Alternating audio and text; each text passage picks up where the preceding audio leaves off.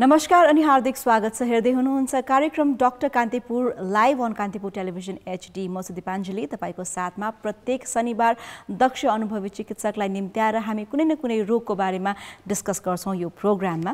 So आज पनि हामीसँग एकदमै विशेष अतिथि आइसक्नु भएको छ र आजको टपिक रहेको छ it's about our dental health, यानी कि हाम्रो मुखको सरसफाई र हाम्रो दाँतको विभिन्न किसिमका समस्याहरू जुन हुने गर्छ, हामीले फेस गर्नुपर्ने हुन्छ, त्यो समस्याको बारेमा हामी कुराकानी गर्छौं। र दाँत भनिसकेपछि it's a very sensitive part of course, र हामीले मुखबाट खानेदेखि लिएर हरेक कुराहरू चाहिँ यसमा फुड पार्टिकल्सहरू अड्किने हुन्छन् हैन। र त्यो कारणले गर्दाखेरि सासाना पार्टिकल्सहरूलाई हाम्रो दाँतमा अड्किने गर्दछ र दाँतको प्रपर सरसफाई नभएको कारणले गर्दाखेरि त्यही पार्टिकल्सहरू डिके हुन्छन्, सर्छन्, गल्छन् र त्यसपछि हाम्रो मुखमा अथवा भनौँ दाँतमा किराको समस्या या अरू पनि विभिन्न समस्याहरू हुने गर्दछ, जसले गर्दाखेरि चाहिँ धेरै पीडा पनि हामीले भोग्नुपर्ने हुन्छ। र सायद तपाईहरुमध्ये धेरैले चाहिँ दाँतको समस्या भोग्नु भएको छ भने दाँतको पीडाको अनुभव त पक्कै पनि गर्नु भएको छ होला।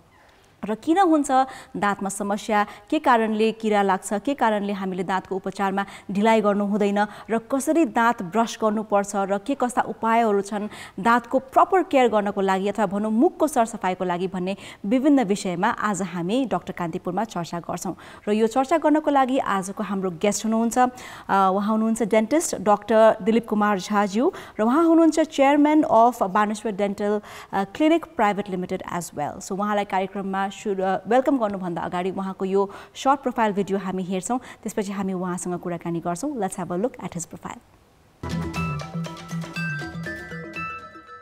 डाक्टर दिलीप कुमार झा, उहाँले सन् 1991 मा भारतको CM साइन्स कलेज मार्फत इन्टरमिडिएट लेभल पूरा गर्नुभयो। सन् 1996 मा भारतकै ललित नारायण मिथिला युनिभर्सिटीबाट ब्याचलर अफ डेन्टल सर्जरीको अध्ययन पनि पूरा गर्नुभयो। सन् 1996 देखि उहाँले काठमाडौँमा स्थित Baneshwar dental clinic private limited सञ्चालन गर्दै आउनु भएको छ।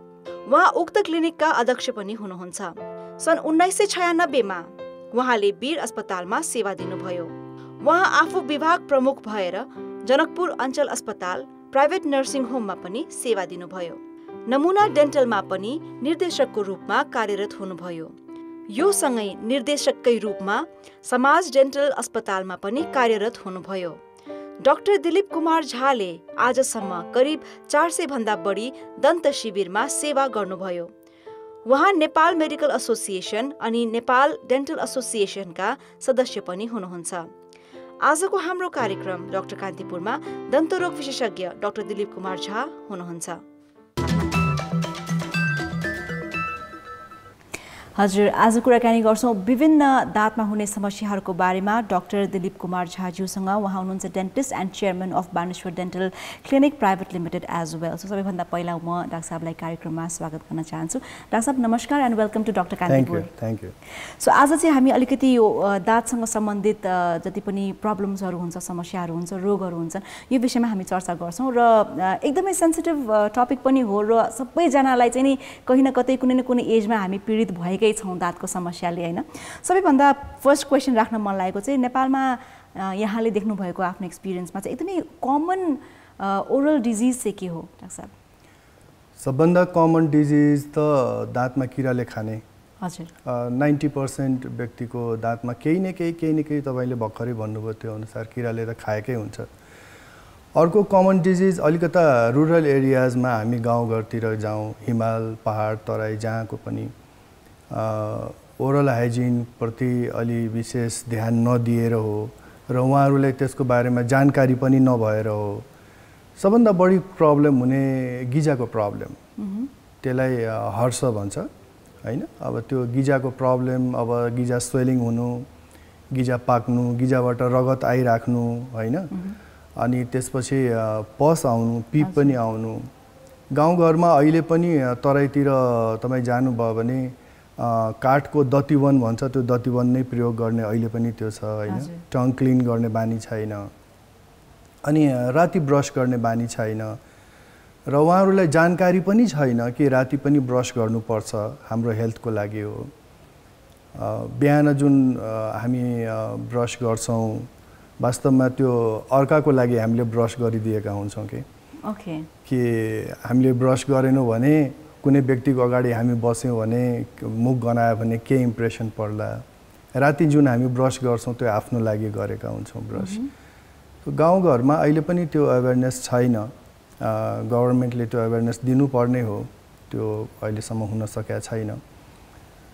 विदेशतिर जानुभयो भने एभ्री 6 मन्थ्सको तपाईँको डेन्टल चेकअप गरेको यदि तपाईँसँग कार्ड छैन भने स्यालेरीबाट सर्टेन % कट्टा हुनेसम्म छ भनौँ न। यसको मतलब बाध्यता भयो तपाईँले डेन्टिस्ट कहाँ जानै पर्छ भनेर। धेरैजसो क्याम्पहरू मैले रुरल एरियाजमै गरेको छु होइन, गाउँ एरियामै गरेको छु, पहाडतिर, तराईतिर, हिमालतिर पनि। अनि मैले देखिरहेको हुन्छ सबैको गिजा पाक्ने, यङ एजमा गिजाको प्रब्लमले गर्दा दाँतै झरिसकेको होइन, दाँत छैन मुखमा होइन। एज कति छ भने 30-35 इयर्सको यङ लेडी। अनि बहिनी यो किन यसरी भयो भनेर सोद्धा प्रेग्नेन्सी थियो, बच्चा थियो पेटमा, अनि त्यसले गर्दा भयो। वास्तवमा उहाँहरूलाई जानकारी नै छैन कि प्रेग्नेन्सीले गर्दा होइन, प्रेग्नेन्सीसँग यसको कुनै रिलेटेड छैन। दाँतमा किरा लाग्नु, अनि त्यसपछि दाँत झरेर जानु, अनि गिजा पाक्नु, यो भनेको सबभन्दा कमन प्रब्लम हाम्रो नेपालमा यही नै देखिएको छ। हजुर, सो भनेपछि गिजा पाक्ने समस्या चाहिँ एकदमै कमन हो नेपालमा, तर यसको बारेमा धेरैलाई अवेरनेस छैन, किनभने बिकज हामी रेगुलर फ्रिक्वेन्टली डेन्टल चेकअपको लागि जाँदैनौँ। That is the major reason होइन। सो अब ओरल हाइजिन यानि कि मुखको सरसफाइको कुरा आयो, जसमा यहाँले भन्नुभएको जस्तो बिहान हामी अरूको लागि दाँत माझ्छौँ र बेलुका त्यो आफ्नो लागि माझ्छौँ भनेपछि दिनमा 2 पटक दाँत माझ्न त पर्ने रहेछ भन्ने कुरा धेरैले गर्छन् प्र्याक्टिसमा, तर धेरैले नगरेको पनि छ। सो यो चाहिँ किन जरुरी छ जस्तो लाग्छ यहाँलाई? मतलब ओरल हाइजिन र मुखको सरसफाइ भनेको चाहिँ के हो? कसलाई चाहिँ हामी ओरल हाइजिन मान्ने? मुख कुल्ला मात्रै गर्नलाई ओरल हाइजिन मान्ने कि होइन? सो लाइक प्रोसिजरहरू पनि होला। कस्तो हुन्छ भने ओरल हाइजिनको अर्थै यो हुन्छ कि ओरल क्याभिटीलाई हाइजिन मेन्टेन गर्ने। हाइजिन मेन्टेन गर्नको लागि, सफा राख्नको लागि सबभन्दा महत्त्वपूर्ण कुरा के हो भने 2 टाइम ब्रस चाहिँ गर्नुपर्छ। एकचोटि बिहान गर्नु पर्यो होइन, सुतेर उठेपछि। यदि सम्भव छ भने आफ्टर लन्च पनि गरौँ होइन। हामी नेपालीहरू त्यही 9:30-10 बजेतिर हामी लन्च गर्छौँ। आफ्टर लन्च पनि गरौँ र आफ्टर डिनर पनि, रातिको खाना खाइसकेपछि। रातिको खाना खाइसकेपछि हामीले अलिकति राम्ररी ब्रस गर्नुपर्छ होइन। अब ब्रसिङ टेक्निक्स पनि म एकछिनमा भन्छु दर्शकहरूलाई। अनि राम्ररी ब्रस गर्यो भने के हुन्छ भने त्यसमा खानाहरू अड्किने सम्भावना हुँदैन। खानाहरू अड्किएन भने दाँतको ग्यापहरूमा खाना अड्किएन भने त्यो खाना कुहिँदैन, कुहिएर भर्खरै तपाईँले भन्नुभयो जस्तै। अनि खाना कुहिएन भने ओरल हाइजिन मेन्टेन रहन्छ। भोलिपल्ट बिहान सुतेर उठ्दा पनि हामीले चेक गर्न सक्छौँ कि राति मैले ब्रस गरेको ठिक थियो कि थिएन। त्यसको लागि के हुन्छ भने हामी आफ्नै बाफलाई गरेर हामी चेक गर्न सक्छौँ। यदि बाफ गनाइरहेछ, स्मेल आइरहेको छ भने हामीलाई इमिडिएटली डेन्टिस्ट कहाँ जानुपर्ने हुन्छ। डेन्टिस्ट कहाँ गएर भन्नुपर्ने हुन्छ डाक्टर साहब मेरो यस्तो भयो भनेर। कहिलेकाहीँ साइनसको प्रब्लमले पनि आउँछ। अब साइनसको प्रब्लमले के हुन्छ भने यो ब्लक भइसकेपछि राति हामी निन्द्रामा कस्तो हुन्छ भने अब गहिरो निन्द्रामा सुतेको बेलामा अटोमेटिकली हाम्रो त्यो नाक बन्द हुन्छ होइन। नाक बन्द भइसकेपछि हाम्रो सिस्टमले, बडीको सिस्टमले अल्टरनेट श्वास लिन बाटो चाहिँ खोलिदिन्छ। त्यो हो मुख। मुख ओपन हुन्छ। मुख ओपन हुनसाथ के हुन्छ भने त्यहाँभित्र ड्राई हुन जान्छ मुख। मुख ड्राई हुनसाथ त्यसमा जर्म्सहरू जुन हुन्छ, जर्म्सहरू चाहिँ स्टार्ट भइहाल्छ। अनि साइनसको प्रब्लमले पनि कहिलेकाहीँ हुन्छ, तर धेरैजसो गिजा र दाँतको प्रब्लमले गर्दा सरसफाइ नभएपछि। सो एउटा अध्ययनले चाहिँ के पनि भनेको छ भन्दाखेरि 90% अफ अस होइन, 90% जति मान्छेहरूलाई चाहिँ सही तरिकाबाट दाँत ब्रस गर्न नै आउँदैन भन्ने पनि सर्वे भएको छ। सो के साँच्चै हो डाक्टर? साँच्चै हो, वास्तवमा हो। राम्ररी दाँत क्लिनिङ गर्नको लागि हामीले डेन्टिस्ट कहाँ गएर, आफ्नो नजिकको डेन्टल क्लिनिकमा गएर डक्टरसँग सोध्नुपर्छ, डाक्टर साहब मैले ब्रस कसरी गर्ने भनेर त्यो सोध्नुपर्छ। हिजै एकजना मेरो पेसेन्टले पनि मलाई यो कुरा सोध्दै हुनुहुन्थ्यो कि डाक्टर साहब यो राम्ररी कसरी ब्रस गर्ने डाक्टर साहब, मलाई त आएन। मैले भने भोलि मेरो प्रोग्राम छ, लाइभ प्रोग्राम छ, तपाईँ लाइभ प्रोग्राम हेर्नुहोस्, तपाईँलाई म त्यहीँनिर डेमोन्स्ट्रेट गरिदिन्छु कसरी गर्ने भनेर। त कस्तो हुन्छ भने वास्तवमा हो ब्रसिङ टेक्निक्स चाहिँ आएकै छैन। ब्रसिङ टेक्निक्स तपाईँ भन्नुहुन्छ भने म यो डेमो हामीसँग छ, म त्यो यसमा देखाइदिन सक्छु। सबभन्दा पहिले यो हाम्रो दाँतको अगाडिको फ्रन्टको पार्ट भयो। त्यसपछि यो अक्लुजल एरिया भन्छ हैन, यो चाहिँ भित्रको एरिया, सबैले बुझ्ने ल्याङ्ग्वेजमा म भन्न चाहन्छु। यो भित्रको एरिया भयो। त्यसरी नै यो हाम्रो टङ भयो, जिब्रो, यो जिब्रो हैन। अब जिब्रोको पनि भित्र यस्तो पार्टहरू हुन्छ हैन। अब ब्रस गर्दा नर्मली हामीले कसरी ब्रस गर्छौँ भने यसरी यसरी यसरी यसरी यसरी ब्रस गरिरहन्छौँ। ओके, जेनरली जुन तपाईँले भन्नुभयो नि 90%लाई आउँदैन ब्रस गर्नको लागि, अनि हामी यसरी यसरी ब्रस गरिरहन्छौँ। यसरी यसरी ब्रस गर्दा के हुन्छ भने यो ब्रसको जुन ब्रिसल्स छन्, यो धागोहरू छ नि, यसले के गर्छ भने यो गिजा र दाँतको बिचमा एउटा ग्याप बनाइदिन्छ। अनि पछि गएर एकदमै सेन्सिटिभ हुन्छ। हामी पानी पिउँदा, कोल्ड ड्रिङ्क्सहरू भयो होइन, अथवा केही गुलियो कुरा खाँदा यो डाइरेक्ट डेन्टिनमा गएर तपाईँको टच हुन्छ। अनि त्यसपछि हामीलाई एकदमै सिरिङ्ग हुन्छ, पानी पिउन सेन्सिटिभिटी बढ्छ, पानी पिउन सकिँदैन। यसको टेक्निक के हो भने तलमाथि ब्रस गर्ने, यसरी यसरी कहिले पनि नगर्ने। यसरी यसरी तलमाथि गऱ्यो भने के हुन्छ भने दुईटा दाँतको ग्यापमा जुन फोरहरू अड्किएको हुन्छ नि, त्यो तलमाथि ब्रस गर्दा त्यो फोरहरू निस्किन्छ। ओके, अगाडि पनि त्यही नै प्रोसिड्युर छ, माथि तल यता पनि त्यही नै प्रोसिड्युर छ, माथि तल ब्रस गर्ने। ओके, अब भित्र आउँ बिस्तारै। अब यो पोर्सन भयो र यो पोर्सन भयो, चपाउने पार्ट यो हो। ओके, चपाउने पार्टमा हामीले यसरी राउन्ड ब्रस गर्न मिल्छ, इजिली मिल्छ। यो इजी टेक्निक हो। यसरी हामीले ब्रस गर्ने, तलकोमा पनि यसरी राउन्ड ब्रस गर्ने। राउन्ड ब्रस गर्दा के हुन्छ भने यो पार्टमा जति पनि फोरहरू जमेको हुन्छ नि, त्यो सबै फोरहरू निस्किन्छ।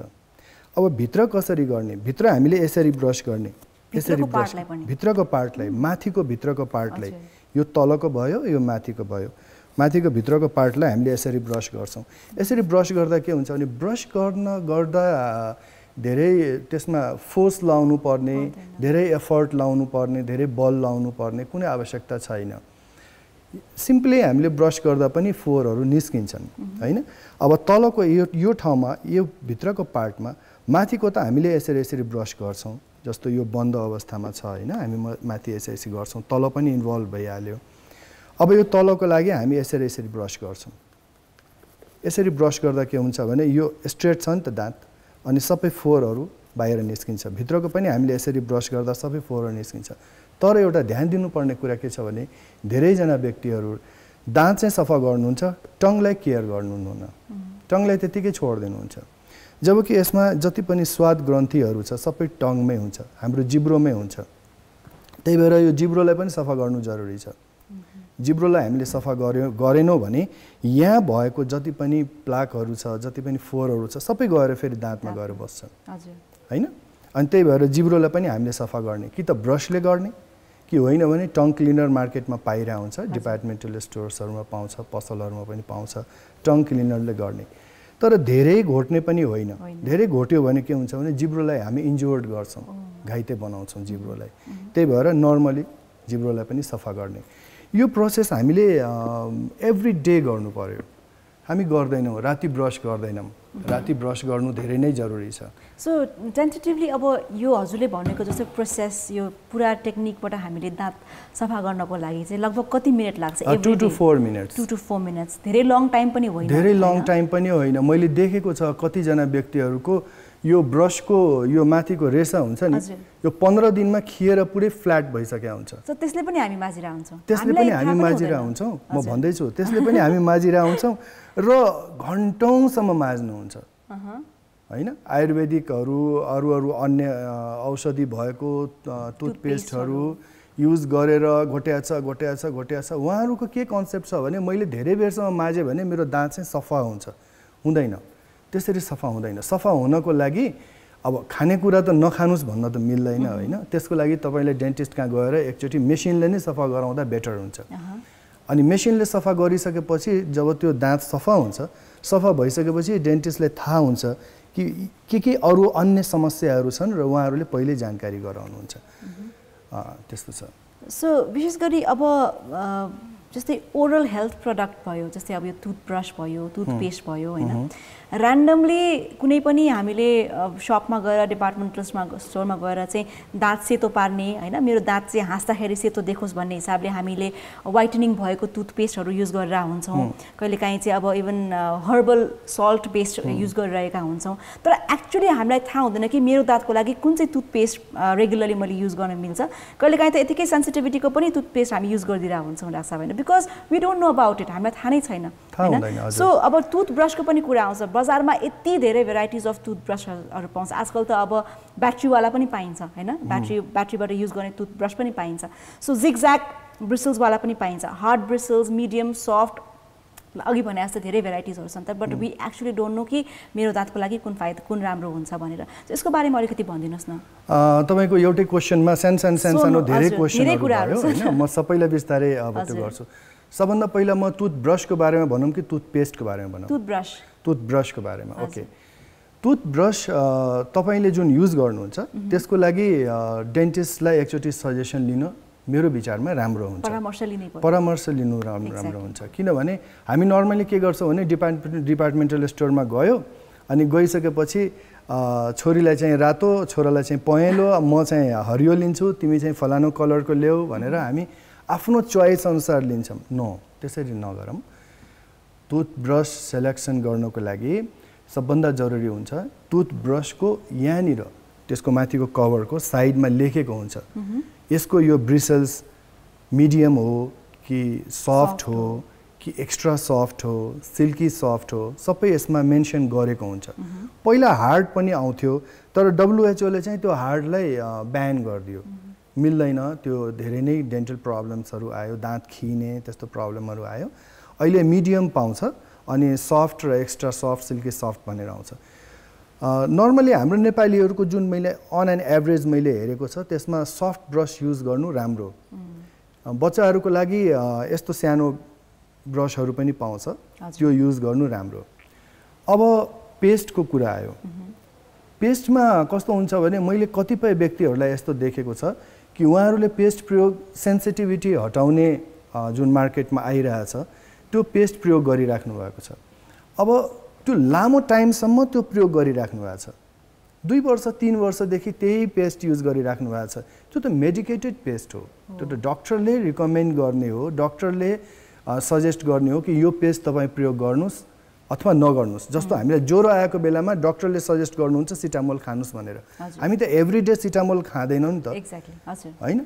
अब 1 इयर पछि मलाई ज्वरो आउँछ त्योभन्दा पहिले म सिटामोल खाइहालौँ त्यस्तो कुरा त होइन। अनि त्यो युज गर्नुहुन्छ, त्यो चाहिँ युज गर्न मिल्दैन। अर्को कुरा, जुन मार्केटमा जति पनि प्रोडक्ट्सहरू आइरहेछ, हर्बल टुथपेस्टहरू अथवा अन्य जस्तो बनाना फ्लेभरको, यो फ्लेभरको, स्ट्रबेरी फ्लेभरको टुथपेस्टहरू आइरहेछ। त्यो टुथपेस्ट युज गर्दा पनि आखिर एउटै चिज हो, मेन कम्पोजिसन त्यही नै हो। त्यसको बास्नाहरू जुन छ नि, जस्तो कलगेट साल्टहरू आइरहेछ हैन, अब त्यो सबै लगभग एउटै हो, त्यसमा धेरै फरक छैन। तर मेडिकेटेड टुथपेस्ट युज गर्नुहुन्छ भने एकचोटि आफ्नो डेन्टिस्टलाई सजेसन लिएर मात्रै गर्दा राम्रो। हजुर, सो आई थिङ्क यहाँबाट पनि हामी धेरै प्रश्न भइसकेका छौँ कि कस्तो किसिमको टुथब्रस र टुथपेस्ट चाहिँ हाम्रो लागि राम्रो हुन्छ, र टुथपेस्ट र टुथब्रस युज गर्नुभन्दा अगाडि चाहिँ एकपटक डेन्टिस्टको परामर्श लिन आवश्यक रहेछ भन्ने कुराको पनि जानकारी हामीले प्राप्त गरिसकेका छौँ। र आज हामी छौँ in conversation with doctor Dilip Kumar Jha. उहाँ हुनुहुन्छ dentist and chairman of Baneshwar dental clinic private limited, र उहाँसँग कुराकानीको क्रमलाई हामी अगाडि बढाउँछौँ। अनि अहिलेको लागि कार्यक्रम डाक्टर कान्तिपुरमा छोटो व्यापारिक विश्राम।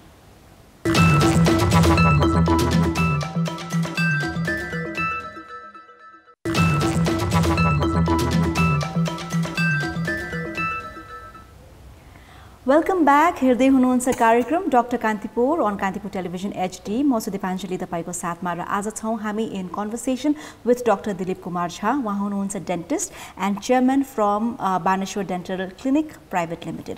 सो डाक्टर साहबसँग हामी आज विशेष गरी ओरल हाइजिनको बारेमा, मुखको सरसफाइको बारेमा र दाँतमा हुने विभिन्न किसिमको समस्याहरूको बारेमा डिस्कस गरिरहेका छौँ। सो डाक्टर साहब फेरि पनि welcome back after the break. So अघि हामीले प्रपरली टिथको चाहिँ कसरी हामीले केयर गर्ने र ब्रस कसरी गर्ने भन्ने पनि कुरा सिकिहाल्यौँ होइन.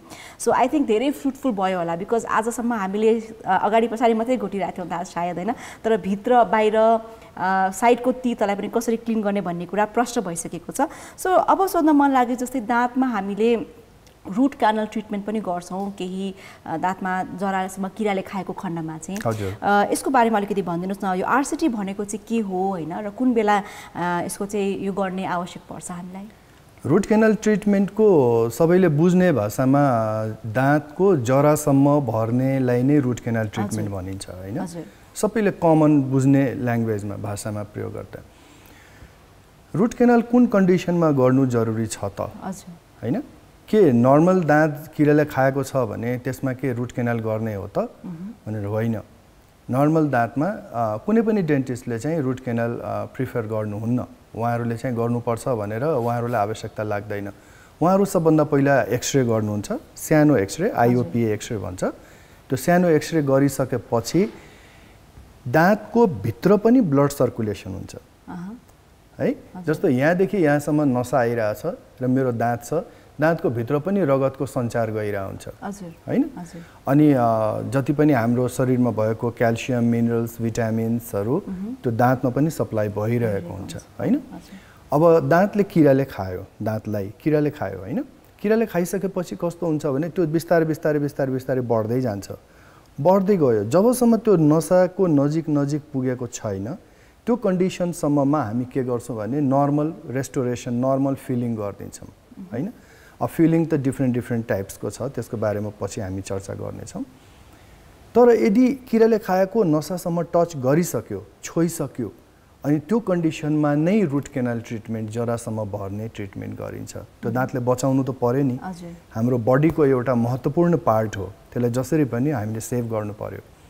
अनि त्यो रुट क्यानल गर्ने अनि रुट क्यानल गरिसकेपछिको प्रोसिड्योर हो, त्यसमाथिबाट हामी एउटा क्याप हाल्छौँ, क्राउन हाल्छौँ होइन.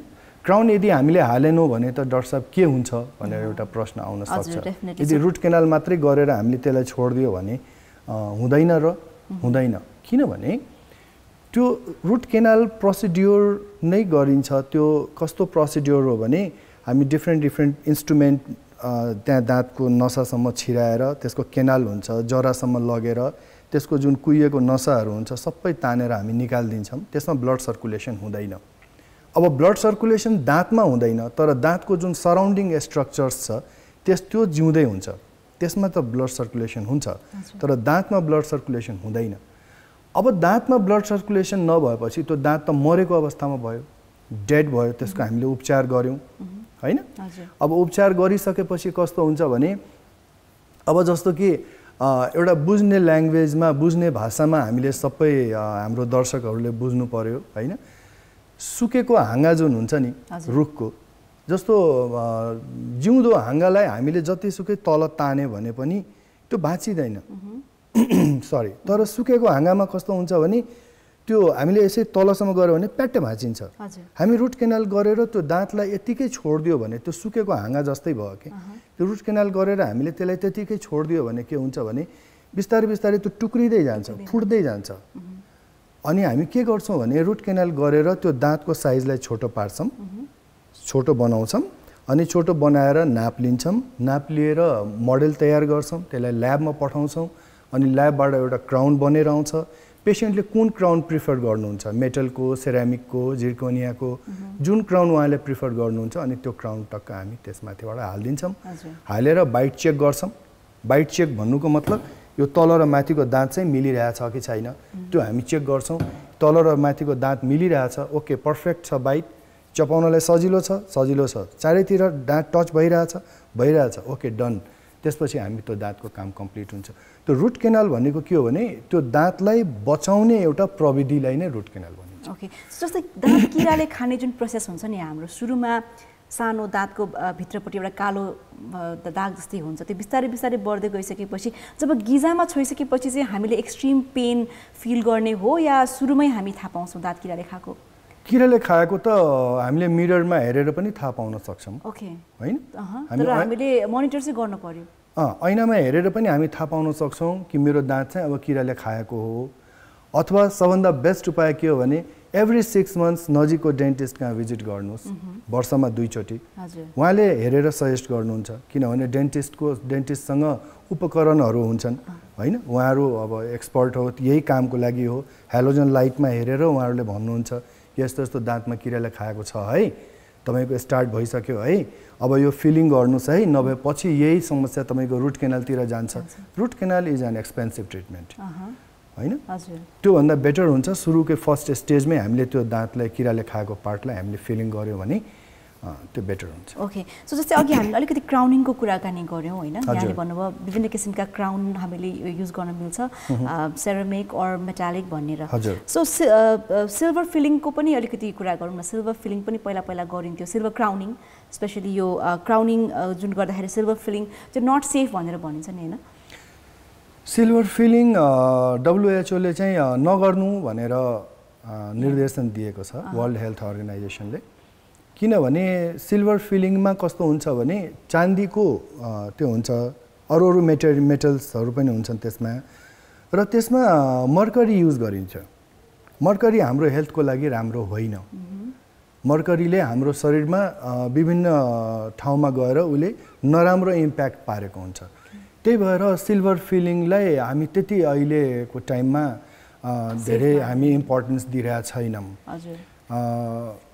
त्यसको साटो हामीले दाँतकै कलरको कम्पोजिट फिलिङ, त्यसलाई हामीले बढी महत्त्व दिइरहेछौँ र त्यो सेफ पनि छ। ओके, सो जस्तै अब अलिकति टिथ पलिसिङको पनि कुराकानी गरौँ डाक्टर साहब, होइन टिथ पलिसिङ कुन बेला गरिन्छ र कति फ्रिक्वेन्टली हामीले टिथलाई चाहिँ पलिस गर्न जरुरी छ?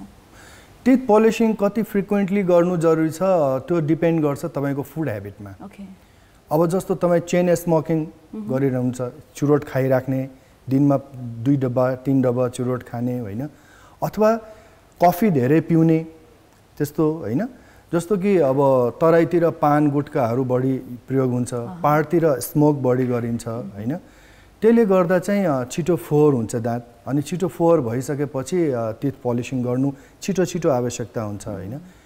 यो टिथ पलिसिङ कति छिटो गर्ने हो त्यो पनि विशेषज्ञको सल्लाह अनुसार नै गर्नु जरुरी हुन्छ। यस्तो होइन कि डाक्टर कहाँ गयो, डाक्टर साहब मेरो दाँत त फोहोर भयो, यसलाई क्लिन गरिदिनुहोस्। दाँत क्लिन गर्नुभन्दा पनि तपाईँको जुन फुड ह्याबिट छ त्यसलाई चेन्ज गर्नुहोस् न। तपाईँ यदि चुरोट खाइराख्नु भएको छ, चुरोट खान बन्द गरिदिनुहोस्। धेरै कफी पिइराख्नु भएको छ भने दिनमा 1-2 कप मात्रै युज गर्नुहोस् होइन। अब कतिजना व्यक्तिहरू हुनुहुन्छ दिनमा 10 कप 15 कपसम्म कफी खानुहुन्छ होइन। अनि टिथ क्लिनिङ चाहिँ धेरै गराउनु जरुरी हुँदैन, चिकित्सकको सल्लाह अनुसार हो, र आफ्नो फुड ह्याबिट जुन छ नि तपाईँको खानाको, त्यो खानाको ह्याबिट चेन्ज गर्नु पर्यो। जस्तो जङ्क फुडहरू धेरै नखाने, चाउमिनहरू भयो, यस्तो चिजहरू, मोमोज। हजुर, यस्तो चिजले पनि दाँतको जुन एउटा पलिस र साइनलाई चाहिँ इफेक्ट पार्छ भने? धेरै इफेक्ट पार्छ, यही चिजले नै इफेक्ट पार्ने हो। कुन चिजले चाहिँ, कस्तो फुडले चाहिँ दाँतलाई फाइदा पुर्याउँछ डाक्टर साहब? घरको खानाले, जुन हाम्रो बानी बिस्तारै हट्दै गइरहेछ। होम फुडले हाम्रो दाँतलाई चाहिँ राम्रो गर्छ, किनभने होम फुड कस्तो हुन्छ भने हाम्रो हेल्थको लागि हुन्छ, खास ओभरअल हेल्थ हैन। हाम्रो फ्यामिली मेम्बर्सहरूले पकाउनुहुन्छ जुन खाना, त्यो हाम्रो हेल्थलाई केयर गरेर उहाँहरूले पकाउनुहुन्छ, त्यो हाम्रो हेल्थको लागि हो। बाहिरको जङ्क फुड कस्तो हुन्छ भने त्यो टेस्टको लागि हो। कुनै पनि रेस्टुरेन्टमा तपाईँले यहाँनिर शरीरको रूपमा भनौँ न, अब त्यसलाई कुन ल्याङ्ग्वेजमा प्रयोग गर्ने हो त्यस्तो लेखेको हुँदैन। यहाँ स्वादिष्ट भोजन पाइन्छ, स्वादिष्ट परिकार पाइन्छ, स्वादिष्ट मोमो पाइन्छ भनेर लेखेको हुन्छ। स्वास्थ्यकर भनेर भन्छ। स्वास्थ्यकर चाहिँ हुँदैन, स्वादिष्ट हुन्छ। अब स्वादिष्ट directly related to your tongue. तपाईको जिब्रोले जुन खानेकुरालाई इन्जोय गर्छ त्यो खाना त्यहाँ पाउँछ। तर एउटा कुरा बुझिराखौँ, म प्रत्येक दर्शकलाई यो कुरा जानकारी गराउन चाहन्छु कि जिब्रोलाई इन्टरटेन गर्ने, जिब्रोलाई मनोरञ्जन गर्ने जुन खाना हुन्छ त्यो हाम्रो स्वास्थ्यको लागि राम्रो होइन। होम फुडले जिब्रोलाई धेरै मनोरञ्जन दिँदैन, दिन्छ र दिँदैन नि। दाल भात तरकारी होइन, मासु पनि छ भने एकदमै कम चिल्लो भएको मासु हैन, सादा सिम्पल खाना हुन्छ हैन, त्यो हाम्रो हेल्थको लागि राम्रो हुन्छ। त्यो सुपाच्य हुन्छ, पच्छ त्यो खाना, डाइजेसन भएको हुन्छ। जस्तो कि हामी बाहिर पार्टिजमा खाएर आउँछौँ घरमा राति राम्ररी डाइजेसन भएको हुँदैन, हाम्रो निन्द्रा पनि डिस्टर्ब भइरहेको हुन्छ त्यसैले गर्दा। किनभने राम्ररी त्यो पच्न सकिरहेको हुँदैन, हाम्रो डाइजेस्टिभ सिस्टमलाई धेरै मेहनत गर्नुपर्छ त्यसलाई पचाउनको लागि, हैन? So yes, I think overall जस्तै अब यहाँले अघि सुरुमा अलिकति प्रसङ्ग जोड्नु भएको थियो, जस्तै पहाडतिरको एरियामा या भनौँ नेपालमा एकदम कमन भनेको गिजामा हुने समस्या, र त्यसले गर्दाखेरि चाहिँ सानै उमेरमा दाँत झरिसक्यो सबै, होइन? दाँत झरिसक्यो र इभन वृद्धहरूको एउटा सर्टन एजमा पछि सबै दाँतहरू झर्ने गर्दछ राखसाथ। सो यो दाँत झर्दाखेरि चाहिँ अब अलिकति नक्कली दाँतहरू पनि राखिन्छ। सो त्यस्तो अवस्थामा चाहिँ यो दाँत राख्नको लागि चाहिँ के कुरामा हामीले ध्यान दिनुपर्ने हुन्छ र के वाट इज इम्पोर्टेन्ट दाँत राख्नलाई चाहिँ कुन कन्डिसनमा राख्ने? हजुर, कसरी राख्ने, कुन परिस्थितिमा राख्ने? हजुर, एक्ज्याक्टली। कस्तो हुन्छ भने दाँत झर्ने गिजाको प्रब्लमले त हुन्छ नै, हैन? एउटा उमेरको हिसाबले पनि जान्छ, हैन? अलिकता अझै यसलाई म थोरै इलाबोरेट गर्न चाहन्छु, म यसलाई अलिकता अझै अगाडि बढ्न चाहन्छु। टोटल बच्चाको दाँत चाहिँ 20 वटा हुन्छ, ठिक छ? हजुर। अनि पर्मानेन्ट दाँत त्यो 20 वटा दाँत गइसकेपछि त्यो ठाउँमा 32 वटा दाँत आउँछ। कसैको 30 आउँछ, कसैको 31 आउँछ, कसैको 32 आउँछ, कसैको 28 मात्रै, तर स्ट्यान्डर्ड काउन्ट चाहिँ 32 हो पर्मानेन्ट दाँतको। अब एज भयो, उमेर भयो, अब 70-80 को एज भयो, त्यो एजमा हाम्रो दाँतहरू झरेर गयो, हैन? त्यो अवस्थामा हामीले तुरुन्तै दाँत रिप्लेस गर्नुपर्ने हुन्छ। मैले देखेको छु धेरै ठाउँमा मुखमा दाँत छैन, अनि आमा हजुरले दाँत किन नराख्नु भएको? बाबु अब के दाँत राख्नु, बुढेसकाल लागिहाल्यो, अब त मर्ने बेला भयो, कति उमेर भयो, मेरो त 85 एज भयो बाबु, अब कति बाँच्छु र म? हजुर, उहाँहरूको कन्सेप्ट त्यो छ, हैन? तर दाँत राख्नु किन जरुरी छ भने त्यो एजमा त झन् धेरै दाँतको आवश्यकता हुन्छ, किनभने हाम्रो बडीको सिस्टमहरू, पेटभित्रको सिस्टमहरू पनि त बुढो भइसकेका हुन्छ, हैन? अनि त्यो हिसाबले कस्तो हुन्छ भने हामीले दाँत राख्यौँ भने त्यो खाना राम्ररी चपाइन्छ, राम्ररी ग्राइन्ड हुन्छ, पिसिन्छ, अनि त्यो हाम्रो पेटभित्र जान्छ, अनि हाम्रो डाइजेस्टिभ सिस्टमलाई धेरै मेहनत गर्नु पर्दैन, राम्ररी त्यो खाना पच्छ।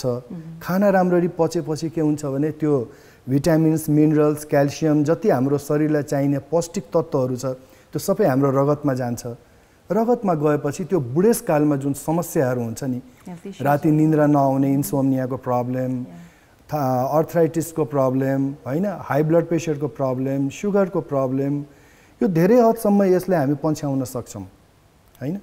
अर्को एउटा यो त सस्तो एउटा प्रविधि के छ भने खोल्ने लाउने दाँत राख्ने, जुन कमनली हामीले देखिरहेका हुन्छौँ, बाहिर दाँत निकाल्नुहुन्छ, सफा गरेर फेरि राख्नुहुन्छ। अहिले एउटा नयाँ प्रविधि आएको छ इम्प्लान्ट। त्यो इम्प्लान्टको के हो भने डेन्टल इम्प्लान्टको गिजालाई ब्लेडले चिरेर अनि त्यसको बोनमा हामी स्क्रु हाल्छौँ, किला जस्तो हाल्छौँ, बुझ्ने भाषामा मैले भन्न खोजिरहेको छु। त्यसमा किला जस्तो हालेर त्यसमाथिबाट हामी क्राउन राख्छौँ, अनि त्यो फिक्स्ड हो, त्यो खोल्नु र बन्द गर्नु पर्दैन, अनि त्यो गरेर अनि खाना चपाउन सकिन्छ। तर भेरी एक्सपेन्सिभ, त्यो महँगो छ, तर बेस्ट प्रविधि छ त्यो। ओके, सो दाँत नरहेको अवस्थामा हुने नेगेटिभ इम्प्याक्ट्सहरू भनेको चाहिँ ओभरअल हेल्थ इस्युजलाई पनि, डाइजेस्टिभ सिस्टमलाई पनि ट्रिगर गर्ने रहेछ। सो जस्तै ठुलो मान्छेमा गरिने जुन दाँतको क्राउनिङ र बच्चाहरूमा गरिने क्राउनिङमा केही फरक छ? केही फरक छैन, सेम हो। क्राउनको साइज सेप मात्रै फरक हुन्छ। नर्मली बच्चाहरूमा जुन पल्पेक्टोमी गरिन्छ, हैन, पल्पेक्टोमी आरसिटी ठुलो मान्छेमा हुन्छ, बच्चाहरूमा पल्पेक्टोमी भन्छन्। अनि त्यो पल्पेक्टोमी गरिसकेपछि त्यसमा एउटा मेटलको क्राउन राख्न सकिन्छ। क्राउन चाहिँ एउटै हो, केही फरक छैन। सो जस्तै अहिलेको कोभिड सिनारियो जसले चाहिँ अब एन्टायर वर्ल्ड नै तनावमा छ, पीडित छन्, हैन? सो त्यसमा चाहिँ how can be relate to oral hygiene as well, because overall नाकमुखबाट नै सुरु हुने यो कोभिडको जुन भाइरस छिर्ने जुन मेन द्वार भयो भनौँ न, नाक र मुख, त्यसपछि हामीले अब कहिलेकाहीँ अब यो कोभिडले सार्ने पनि यही एरियाबाट भयो, सर्ने पनि यही एरियाबाट भयो भनेपछि हामी चाहिँ कति सचेत हुनुपर्छ about our oral hygiene, specially कोभिडको बेलामा? धेरै नै सचेत हुनुपर्छ।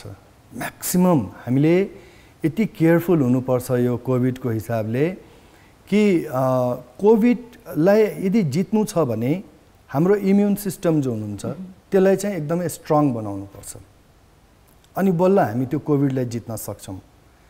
कोभिडको बेलामा चाहिँ बढी खाने म्याक्सिमम भनौँ न पौष्टिक तत्त्वहरू हामीले खानु पर्यो अनि त्यो मुखबाटै जाने हो सबै हैन। यदि तपाईँको दाँतहरू मिसिङ छ भनौँ यताको दाँतहरू छैन, चपाउने दाँतहरू मिसिङ भइरहेछ छैन भने त्यो खाना राम्ररी ग्राइन्ड हुँदैन। अघि भने जस्तै त्यो खाना राम्ररी ग्राइन्ड भएन भने तपाईँको पौष्टिक तत्त्वहरू शरीरमा गएन भने तपाईँको इम्युन सिस्टम डेभलप हुँदैन। 2 टाइम ब्रस चाहिँ मजाले गर्नुपर्छ, यदि सम्भव छ भने 3 टाइम, बिहान सुतेर उठेपछि, एकचोटि लन्चपछि, बिहानको खानापछि अनि त्यसपछि रातिको खानापछि हामीले मजाले ब्रस गर्नुपर्छ। अनि कोभिडको टाइममा त हामीले एकदमै सचेत हुनुपर्छ अनि डेन्टिस्ट कहाँ गएर रेगुलर भिजिट चाहिँ हामीले गरिराख्नुपर्छ। डाक्टर साहब प्लिज मेरो दाँतलाई र मुखको भित्रको पार्टले राम्रो गरिदिनुहोस्, किनभने मेन हाम्रो शरीरको लागि राम्रो हुने त मुख्यद्वार त मुख नै हो नि त। मुखद्वार नै तपाईँको यदि राम्रो छैन, फोहोर छ भने त त्यो त सबै पेटभित्र जाने भयो नि त। हजुर। सो यस हामी छौँ in conversation with doctor Dilip Kumar Jha. यतिखेर उहाँ हुनुहुन्छ डेन्टिस्ट र chairman from Baneshwar dental clinic private limited र अहिले हामी कार्यक्रममा छोटो व्यापारिक विश्रामको लागि लाग्छौँ, त्यसपछि हामी फर्केर आउँछौँ नै with our conversation. Stay with अस।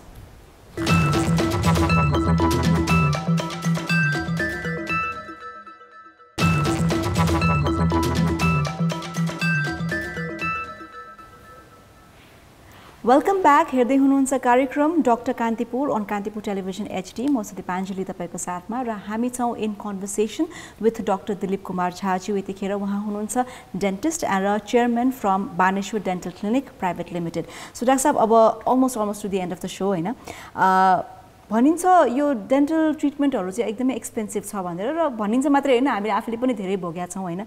2 पटक RCT गर्नु पर्यो भने जति कस्ट आउँछ त्यो कस्टले त हाम्रो ओभरअल होल बडी चेकअप नै हुन्छ होइन। सो डेन्टलको जुन यो ट्रिटमेन्टहरू छ नि डाक्टर साहब, अब सामान्य ट्रिटमेन्ट पनि अथवा भनौँ RCT गर्नु पर्यो भने पनि या क्राउनहरू राख्नु पर्यो भने पनि धेरै एक्सपेन्सिभ चाहिँ किन छ? सबभन्दा मेन कुरा के हो भने डेन्टलको लागि जति पनि मेटेरियल्सहरू छन्, हामीले प्रयोग गर्ने उपकरणहरू पनि छन् होइन, त्यो सबै हामीले मगाउने हो संसारको धनी राष्ट्रहरूसँग, जस्तो कि अमेरिका भयो, UK भयो, जर्मनी भयो, जापान भयो, फ्रान्स भयो, अब युरोपको धेरै जस्तो स्विजरल्यान्ड भयो, अब इटली भयो। अब यस्तो कन्ट्रीबाट हामीले त्यो सामानहरू मगाउँछौँ। ओके, त्यो डलरमा पेड गरेर मगाउनु पर्ने हुन्छ। हाम्रो नेपाली रुपियाँको इम्पोर्टेन्स चाहिँ जुन हुन्छ नि रेट भ्याल्यु त्यो चाहिँ घट्दै गइरहेछ र डलरको बढ्दै गइरहेछ। पहिला कस्तो हुन्थ्यो भने थोरै पैसा दिएर पनि हामी डलर मगाएर डलर त्यो गरेर सामान मगाउँथ्यौँ। अहिले चाहिँ धेरै नेपाली रुपियाँ दिएर थोरै डलर हुन्छ र त्यो सामान आउँछ। त्यसले गर्दा हो डेन्टलको इक्विपमेन्ट्सहरू पनि उपकरणहरू पनि धेरै महँगो छ होइन। अनि त्यो एक्सपेन्सिभ भएकोले नै हो डेन्टल ट्रिटमेन्ट चाहिँ महँगो भएको हो। यदि हाम्रो साउथ एसियामा यसको प्रोडक्ट हुन थाल्यो भने डेन्टलको कस्ट चाहिँ 50% घट्न जान्छ, इभन 60% पनि घट्न जान्छ। तर हाम्रो बाध्यता छ त्यो कुनै हामीले कुनै सोखले अथवा यो पैसा त्यो गर्नको लागि हामीले पेसेन्टसँग बिरामीसँग डेन्टलको त्यो गरेको होइनौँ। बरु डेन्टलको ट्रिटमेन्ट एक्सपेन्सिभ छ, त्यही भएर नेपालको विभिन्न संस्थाहरूले गाउँ एरियामा गएर उहाँहरूले चाहिँ शिविर गरिराख्नु भएको छ, फ्री शिविर गरिराख्नु भएको छ कि उहाँहरू एफोर्ड गर्न सक्नुहुन्न होइन। काठमाडौँ आएर अथवा नजिकको सिटीमा गएर सहरमा गएर डेन्टलको ट्रिटमेन्ट गराउने। तपाईँले भने जस्तै 3वटा 4वटा दाँतको रुट केनाल गरेर क्राउन हाल्दा काठमाडौँमा जति कस्ट पर्छ त्योभन्दा सम्भवतः थोरै कस्टमा फुल होल बडीको चेकअप हुन्छ। त्यसको यही नै कारण हो, अन्य कुनै कारण होइन। बिकज अफ जुन किसिमको उपकरणहरू युज गरिन्छ डेन्टल चेकअपको लागि होइन, डेन्टल प्रोसिजरहरूको लागि। सो अब अर्को कुरा चाहिँ जस्तै अब ओरल हेल्थको जुन अवेरनेसहरू भयो, डेन्टल हामीले कुन बेला कतिखेर गएर वर्षमा कति पटक चेकअप गराउने र कुन अवस्थामा चाहिँ मेरो दाँत खतरामा छ है भन्ने अलर्ट हामीले पाउँछौँ होइन। सो यो सबैको विषयमा समअप गरेर चाहिँ फाइनल पिस अफ सजेसन र एडभाइस चाहिँ यहाँको के हुनसक्छ एज एन एक्सपर्ट हाम्रो भ्युवर्सहरूलाई? भनौँ न हाम्रो भ्युवर्सहरू धेरै ठाउँमा बसेर हेर्नु भएको छ टिभीले होइन। हजुर, सबभन्दा महत्त्वपूर्ण कुरा के हो भने हामी डेन्टिस्ट कहाँ जान चाहदैनौँ है हजुर अन्टिल एन्ड अनलेस हामीलाई पेन सुरु हुन्छ पेन हजुर अहिले पनि तपाईको रुरल एरियाजमा तपाईलाई अचम्म लाग्छ दाँत दुख्यो भने हामी धामी झाँक्री कहाँ गइरहेछौँ र धामी झाँक्रीहरूले हातको म्याजिसियनहरू हो तिनीहरू हातको म्याजिक गरेर किरा निकालेको पनि देखाइदिनुहुन्छ ल हेर्नुहोस् हेर तिम्रो किरा निकालिदिएँ है भनेर अब 100-200 रुपियाँ लिनुहुन्छ अनि उहाँहरू बुझ्नुहुन्छ कि हो ल ठिक छ मेरो अब दाँतको उपचार भयो तर वास्तवमा दाँतमा जुन किरा लागेको हुन्छ त्यो आँखाले देखिने किरा चाहिँ होइन त्यो आँखाले हामीले हेर्न सक्दैनौँ त्यसको लागि हामीलाई माइक्रोस्कोप नै चाहिन्छ उपकरण नै चाहिन्छ त्यो हेर्नको लागि ओके म के फाइनल सजेसन के दिन चाहन्छु प्लिज 2 टाइम ब्रस गर्नुहोस् हैन बाहिरको जङ्क फुडहरूलाई एभोइड गर्नुहोस् स्मोक गर्ने अल्कोहल लिने यो चिजहरूलाई कम्प्लिटली एभोइड गरिदिनुहोस् अनि यति मात्रै गर्नुभयो भने तपाईँको दाँत राम्रो हुन्छ र यो सँगसँगै एन्टिसेप्टिक जति पनि गार्गलहरू छ नि त्यो यदि तपाईँ किन्नको लागि पैसा छैन एफोर्ड गर्न सक्नुहुन्न भने त्योभन्दा पनि बेस्ट सल्युसन म दिन चाहन्छु राति ब्रस गरिसकेपछि प्रत्येक व्यक्तिले थोरै मनतातो पानीमा नुन हालेर मजाले कुल्ला गरेर गर्नुभयो भने त्यसले 90% तपाईको गिजा र दाँतको समस्याले समाधान गर्न सक्छ सो इजी सल्युसन नुनमा सोडियम हुन्छ सोडियमले के गर्छ भने ब्रसले निकाल्न नसकेको सानो स्मल पार्टिकल्स जुन कि आँखाले देखिँदैन ब्रसले निस्किँदैन त्यो नुन पानीले के गर्छ भने त्यसले सफा गरिदिन्छ क्लिन गरिदिन्छ अनि तपाईको बिहान सुतेर उठेपछि फ्रेश माउथ चाहिँ तपाईको हुन्छ ओके डाक्टर साहब सो अब जस्तै यो कुराहरू सँगसँगै हैन एउटा क्विक क्वेसन यहाँलाई सोध्न मन लागेको मलाई चाहिँ गुलियो खायो भने धेरै दाँतलाई चाहिँ इफेक्ट पर्छ र किराले खान्छ भनिन्छ नि यो कुरा साँचो हो साँचो हो गुलियो खायो भने के हुन्छ भने गुलियोमा जुन ब्याक्टेरियाहरू छ नि त्यो इजिली ग्रो गर्छ इजिली डेभलप गर्छ अनि त्यसले गर्दा के हुन्छ भने दाँतमा छिटो छिटो किरालाई खानुको कारण त्यो हो बच्चाहरूमा तपाईँ हेर्नुहुन्छ बच्चाहरूको सानै उमेरमा दाँतमा क्यारिज भएको हुन्छ त्यसलाई ऱ्याम्पेन्ट क्यारिज भन्छ त्यो एक दाँतबाट अर्को दाँतमा सर्ने किरा हो त्यो हैन अनि त्यो गुलियो खाएरै भएको हुन्छ धेरै गुलियो खाएर बच्चाहरू धेरै चकलेट्सहरू मन पराउँछन् इभन युरोपियन कन्ट्रिजतिर राति खाना खाइसकेपछि डिनर गरिसकेपछि आइसक्रिम लिने एउटा बानी छ आइसक्रिम खाने त्यो गुलियो आइसक्रिम आफ्नो स्वाद अनुसारको आफ्नो फ्लेभर अनुसारको अनि त्यसमा गुलियोले चाहिँ छिटो इफेक्ट गर्छ सो इभन बच्चाहरूमा हुने त्यो सानै एजमा उनीहरूको दुधे दाँतमा पनि त्यो कहिलेकाहीँ चाहिँ किराहरू हामी देख्छौँ कालो कालो भागहरू देख्छौँ it's all because of the sweetness brush properly नगर्नु हैन बच्चाहरू छिटो सुतिहाल्छन् हैन उसको प्यारेन्ट्सले चाहिँ ब्रस गराइदिँदा पनि उनिराइसकेको हुन्छ के ब्रस गर्थ्यो र त्यो सानो बच्चाले हैन तर बच्चाले यदि हामी राति राम्ररी ब्रस सुरुदेखि नै गरायो भने उसले बानी पर्छ ऊ ब्रस नगरिकन ऊ सुत्दैन मम्मी म ब्रस गर्छु अनि मात्रै सुत्छु है भनेपछि ऊ राम्ररी ब्रस गर्छ यदि प्रपरली ब्रस गर्न सकेन भने उसको प्यारेन्ट्सले बाबाले मम्मीले चाहिँ राम्ररी ब्रस गराइदिनु पर्यो यसरी गर है भने उसको हात समातेर गराइदियो कुल्ला गराइदियो भने ऱ्याम्पेन्ट क्यारिजबाट हामी जोगिन सक्छौँ ओके डाक्टर साहब so thank you so much for being here आज हामीलाई यति धेरै इन्फर्मेसन दिनुभयो रिगार्डिङ आवर टिथ हाम्रो ओरल हाइजिनको बारेमा हामीले कसरी मुखको सरसफाइमा ध्यान दिन सक्छौँ कसरी ब्रस गर्ने यो प्रपर तरिकाहरूबाट पनि सिकाइदिनु भयो यहाँ जसको लागि धेरै धेरै धन्यवाद thank you very much thank you all right so with this note कार्यक्रम डाक्टर कान्तिपुरबाट आजको लागि हामीले बिदा माग्ने बेला भइसकेको छ र हामीले आज कुराकानी गऱ्यौँ डाक्टर दिलीप कुमार झाज्यूसँग उहाँ हुनुहुन्छ dentist and chairman from Baneshwar dental clinic private limited र धेरै इन्फर्मेटिभ कुराहरू आज गयो भन्ने चाहिँ मैले आशा गरेको छु र तपाईँको दाँतको चाहिँ एकदमै राम्रोसँग सुरक्षा गर्नुहोला र कमसेकम पनि वर्षमा 2 पटक यानि कि 6 मन्थको इन्टरभलमा तपाईँ पनि आफ्नो नजिकको डेन्टिस्टका भिजिट गर्नुहोला यही भन्दै कार्यक्रमबाट बिदा माग्छु अर्को हप्ता यो कार्यक्रममा फेरि भेटघाट हुने नै छ बाई नमस्ते एन्ड टेक केयर